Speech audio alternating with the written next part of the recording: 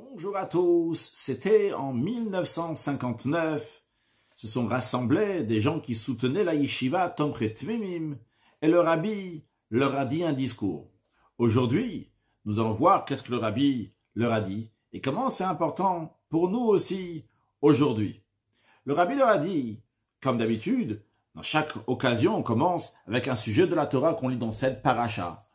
Car la Torah et ses enseignements sont éternels dans chaque génération, à tout moment et à tout endroit. Et le fait qu'on lit cette semaine-là, telle paracha, ça montre que dans la paracha de la semaine, il y a un enseignement pour les événements qui se passent cette semaine dans laquelle on lit la paracha. Alors voyons notre paracha. À la conclusion de la paracha de Noach, on raconte qu'il y avait des gens qui ont vécu après le déluge. Et ces gens-là, ils ont construit une ville avec une tour. Quelle est la raison qu'ils ont fait ça? La Torah dit, Pennafos apne kol haaretz. Ils ont eu peur qu'ils vont être éparpillés sur toute la terre. Et la Torah raconte que Hachem, il n'a pas aimé ça. Et il a enlevé leur complot. Il a fait qu'ils vont pas pouvoir construire cette ville avec cette tour. Ce que la Torah, elle raconte. Le rabbi demande, a priori, c'est pas compréhensible. Pourquoi la Torah nous raconte cela à nous? Qu'est-ce que nous, on peut apprendre cela de cet événement? Si la Torah nous raconte ça, en plus de manière très longue, avec tous ces détails-là, alors que des lois de la Torah sont écrites uniquement par allusion, on est obligé de dire que dans cette histoire-là, il y a un enseignement profond pour toutes les générations, aussi bien pour nos ancêtres dans les générations qui sont passées, et aussi bien dans la génération à venir pour nos enfants, nos petits-enfants des générations à venir.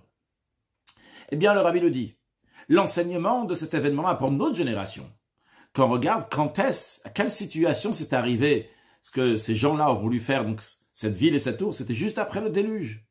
Du déluge duquel il y a uniquement quelques personnes qui ont été sauvées de ce déluge. Eh bien, on voit tout de suite le lien avec notre génération, la comparaison. C'est un enseignement pour nous aussi. Nous sommes après un déluge. Le rabbi parle donc après la Deuxième Guerre mondiale. Cette guerre mondiale donc, qui a exterminé des millions de juifs. Et uniquement une partie du peuple juif, qui Dieu leur donne longue vie, a été sauvée. Eh bien, les rescapés, ceux qui sont après ce déluge-là, ils doivent apprendre, ne pas se comporter chas de shalom comme les rescapés de l'autre déluge, et par cela faire qu'il ne va pas y avoir aussi des mauvaises conséquences qui sont venues suite à leur comportement, que Dieu finalement les a éparpillés, etc. Le rabbi continue à expliquer, a priori, voyons quel était le problème. Qu'est-ce qu'ils ont fait de mal, ces gens-là? Ces gens-là, d'ailleurs, s'appellent la génération d'Or Ahaflaga, la génération que Dieu a séparée, que Dieu a mis de partout, il a changé leur langue, etc. Il les a éparpillés. Alors, a priori, qu'est-ce qu'a fait ce Dor Ahaflaga? On voit pas tellement quelle était leur faute. Ils ont construit une ville avec une tour. Pourquoi être tellement contre Akadosh Baruch que Dieu il a tout fait pour qu'ils vont pas réussir à faire leur ville et leur tour? La Torah raconte qu'ils ont voulu faire ça. À quel but? Venase lanushem, pour se faire un nom. Ils ont eu peur qu'on va les éparpiller partout. Et c'est pour ça qu'ils ont voulu construire une ville dans laquelle ils vont tous habiter ensemble. Ils vont construire une tour qui est haute. Comme les commentaires ils expliquent, cette tour-là avait deux buts. Premièrement, que de loin aussi ils vont pouvoir voir qu'ici donc se trouve une ville. Deuxièmement, pour garder la ville. Il y aura sur cette tour-là, il y aura des gardiens qui vont regarder qu'il n'y a pas des ennemis qui rentrent. Et le rabbi dit, a priori, il n'y a rien de mal dans ça, ils n'ont pas fauté. Quel est le problème? Le rabbi dit, le problème est le suivant. Lorsque des gens se rassemblent ensemble pour construire une ville, et leur but, c'est uniquement pour pérenniser leur nom, que Nas Lanushem, qu'on va entendre parler d'eux, sans qu'il y ait un but qui est plus haut que ça, juste leur nom va rester à l'éternité. En plus du problème qu'ils pensent seulement d'eux-mêmes, il n'y a rien, il n'y a aucun sens plus haut que ça dans la vie. Mais en plus de ça, lorsque c'est ça le seul but, eh bien à ce moment-là, on peut prendre tous les moyens vont être bons, entre guillemets bons, pour concrétiser ce but-là. Et on risque de prendre des moyens qui ne sont pas justes, qui ne sont pas droits, qui ne sont pas honnêtes, juste pour avoir un nom, pour que tout le monde nous connaisse. Particulièrement que c'était après le déluge. Avant le déluge, Noach, il a dit clairement, pourquoi Hachem il amène le déluge? Parce que les gens se comportaient mal. Alors ceux qui ont été sauvés du déluge, qui sont venus après le déluge, ils auraient dû se soucier, arranger ce problème-là, ce problème spirituel, en mettant un sens à la vie, un sens qui est plus haut que juste moi et mon nom. Et qu'est-ce qu'on va penser encore à moi? Ça, ils n'ont pas pensé à tout ça.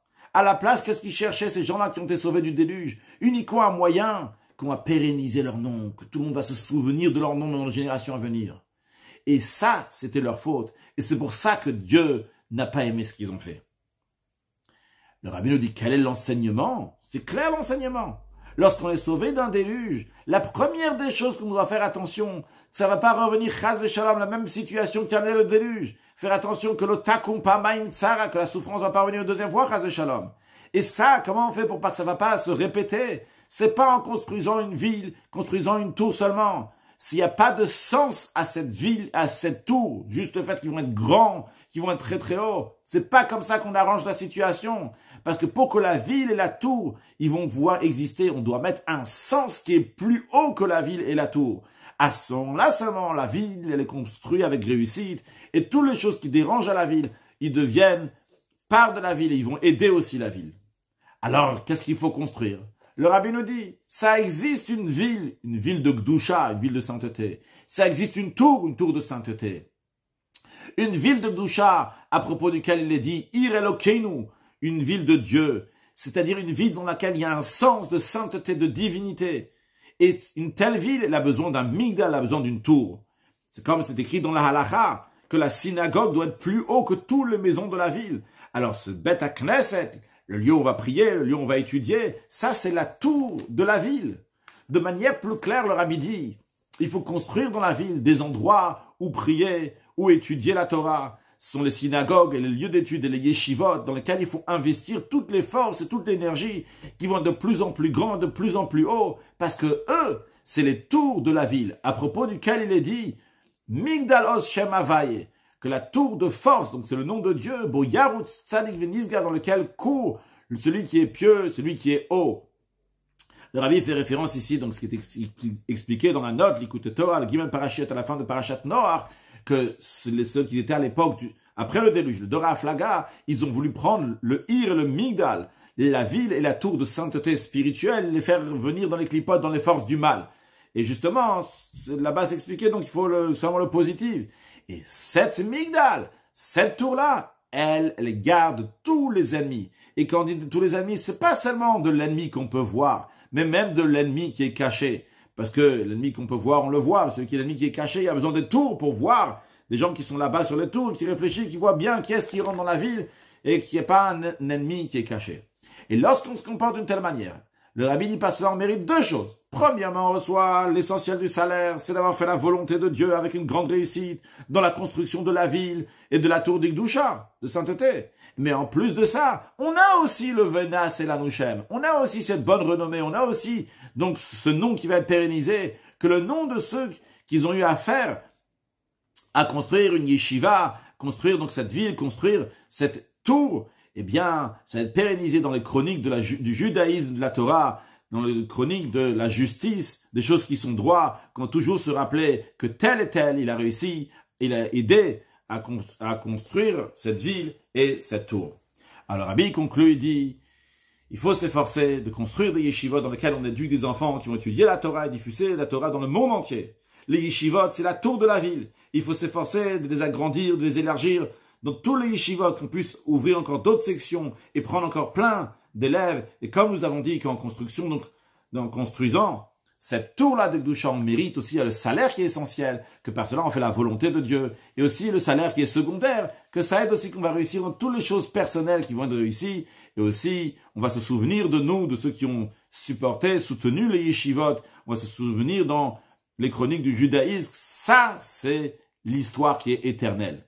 Que Dieu donne une grande réussite dans la construction de yeshivot, kama pam kacha, plusieurs fois comme ça. Et la prochaine fois, le rabbi dit à ces gens qui soutiennent la yeshiva, la prochaine fois qu'on va se réunir, on va pas réfléchir comment couvrir les déficits, mais comment agrandir la tour encore et encore, et que Dieu fasse qu'il y ait une grande réussite dans ce sujet-là et aussi dans les sujets personnels. Alors, ceci à traduire dans la vie de tous les jours. Chacun de nous a plusieurs choses dans la vie dans lesquelles c'est sa tour. C'est des choses qui sont grandes et qui vont être remarquables par ça. Et ce qu'il faut faire, ce sont des choses de Torah qui vont être remarquables.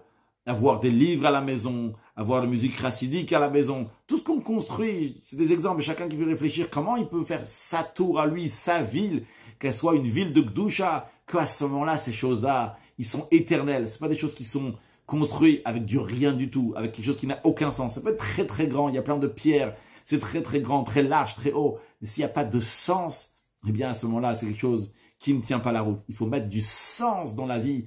Et ça, c'est ce qui fait grandir toutes les choses, même matériellement, en plus de spirituellement. Que Dieu fasse qu'on a la grande tour, la grande ville Yerushalayim reconstruite, avec le Beth Amikdash très prochainement, avec la venue de Mashiach Now. Une excellente journée.